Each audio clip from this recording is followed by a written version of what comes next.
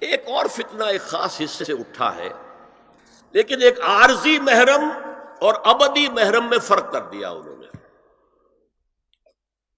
عارضی محرم کیا ہے؟ سالی جو ہے وہ عارضی محرم ہو گئی۔ کیوں؟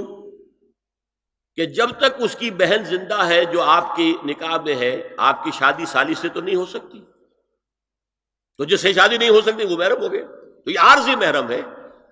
ہاں اگر آپ کی زوجہ فوت ہو جائے تو پھر نکاح ہو سکتا ہے، یہ عارضی اس وجہ سے ہے، پھر وہ نامحرم ہو جائے گی۔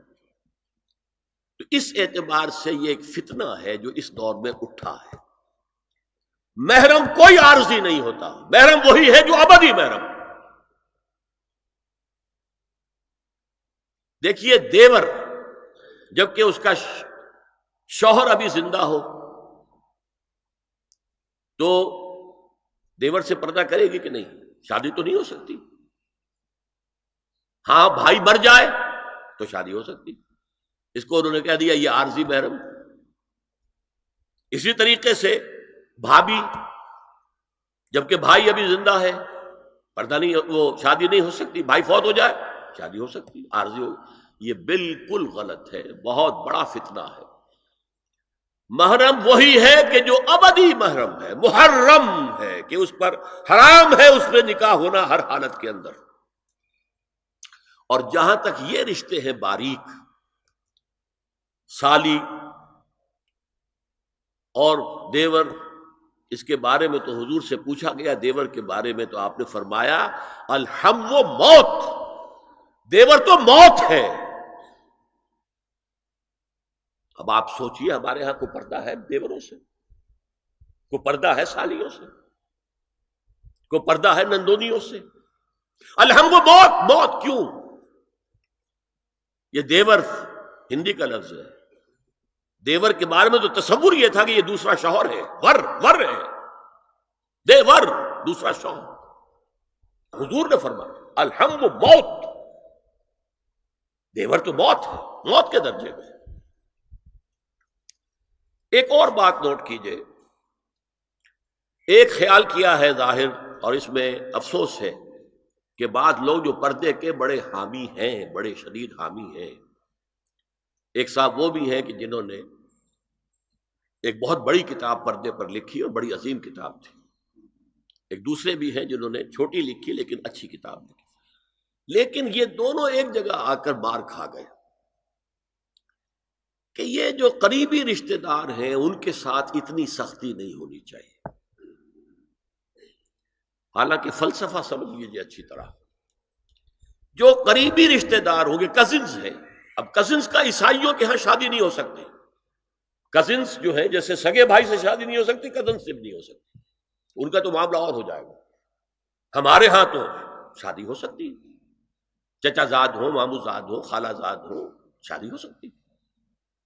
اس اعتبار سے جن سے جتنے زیادہ ربط کا معاملہ ہے اتنا ہی اندیشہ زیادہ ہے۔ ایک عورت نے کسی کو راستہ چلتے ہوئے ایک مرد کو دیکھا، فرض کیجئے کہ اس کی نگاہ کے اندر کوئی وہ کھب گیا کسی وجہ سے، مردانہ وجاہت اسے اچھی لگی، پھر تو اسے ملنا ہے نہیں دیکھنا ہے، وہ تو راستے کا معاملہ تھا، آیا گیا ختم ہو جائے گا۔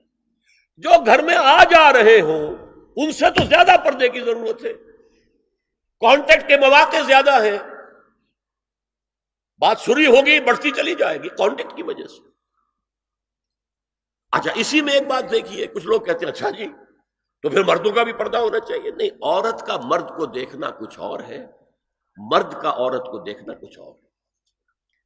مرد کی فطرت میں گرے اقدام ہے، آگے بڑھ کر کچھ ہے حاصل کرنا، عورت کی فطرت میں بلکہ اس کا حسن اس میں ہے گریز، پیچھے ہٹنا، لہذا پردہ عورت کے لیے مرد کے لیے نہیں۔ لیکن اگر کسی مرد سے ایک رابطے کا معاملہ زیادہ ہونے کا امکان ہو تو نابینا سے بھی پردہ ہے۔ وہ میں آپ کو حضرت ام سلمہ اور حضرت میمونہ نبی صلی اللہ علیہ وسلم کے پاس بیٹھی تھی، اتنے میں حضرت ابن ام مکتوم آ گئے۔ نبی صلی اللہ علیہ وسلم نے ان دونوں سے فرمایا احتجبا منہ، ان سے پردہ کرو۔ ازواج نے عرض کیا یا رسول اللہ الیس اعمی لا یبصرنا ولا یعرفنا، حضور کیا یہ اندھے نہیں ہیں؟ یہ نہ ہمیں دیکھ رہے ہیں نہ ہمیں پہچانتے ہیں. فرمایا افعمدایان انتما، کیا تم دونوں بھی اندھی ہو؟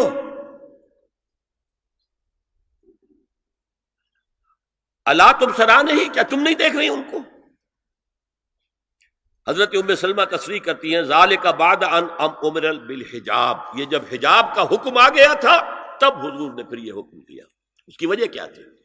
حضرت عبداللہ ابن مکتوم کا گھر میں آنا جانا تھا، تو اگرچہ اندھے ہیں لیکن یہ کہ یہ بار بار کا آنا جانا اس سے فتنے کا ایک دروازہ کھل سکتا ہے، اس دروازے کو بند کر دیا گیا.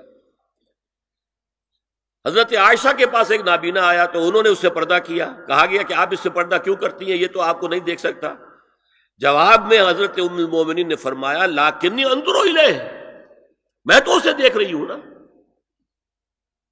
عورت مرد کو دیکھے، البتہ یہ کہ عام حالات میں آپ بازار میں چل رہے ہیں، عورت جا رہی ہے، کوئی باہر نکلنا پڑا ہے، تو اس حالت میں اگر وہ مرد کو دیکھتی ہے تو اس میں در حقیقت وہ فتنہ نہیں ہے کہ جو گھر میں آنے جانے والے لوگوں کا ہے.